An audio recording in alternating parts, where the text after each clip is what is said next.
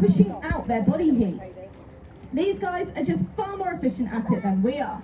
But if they would like to cool off a little bit quicker, they can take a swim in our lovely pool. We don't do anything with the temperature of the pool, we let the British weather decide temperature. So as you can imagine, on a day a bit like today, it's quite a nice refreshing way to cool off, it's quite a pleasant swim. But in winter, it can get quite cold and quite icy. And they'll still swim around in the cold water. And that is because in the wild you'll find them swimming around in a cold water current called the Humboldt Current. And the Humboldt Current originates in Antarctica, and then it travels up the length of Chile and Peru. And that is also where these guys get their name from.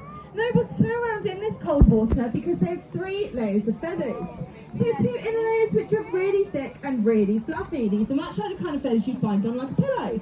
So they're great for trapping in their body heat and stopping too much from escaping at one time. And then you've got that outer layer of feathers, and the outer layer of feathers, they're waterproofing feathers. So the waterproofing feathers lock together and they stop water from getting into the inner layers. Because if the water was to get into the inner layers, it would be like if you or I jumped into this pool wearing a big woolly jumper. Those inner layers would soak up all that water, the penguins would become waterlogged, so they wouldn't be able to move around, they wouldn't be able to swim, and they'd get really cold. So that waterproofing layer of feathers is really important. Now, you will have noticed that our penguins are looking a little bit patchy at the moment. They're quite bald around their necks and their backs. This is completely normal. They are currently going through their annual molt. So they're in the process of losing and regrowing all 3 layers of feathers. And they... Oh, sorry about that, guys. And they will all go through this, but they just start it at slightly different times. They go through it at slightly different speeds. But basically, what they'll do is their appetite will really increase and they'll eat lots and lots of fish.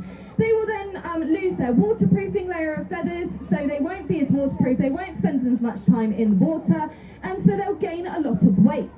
They'll then become really itchy and they will start pulling out all of their feathers. And then they will then regrow all 3 layers, and that will be their entire set for the year. So that is why they're looking a little bit different to how you would expect. Now, in the wild, Humboldt penguins live about 15 to 20 years. Our group varies quite a bit. So we've got our youngest, who is Nacho. Nacho turns 1 next week. And then we go all the way up to Dolores, and Dolores turned 29 last month. So she's doing very, very well. But don't worry, she'll still be in amongst the group and she won't let the youngsters steal her fish.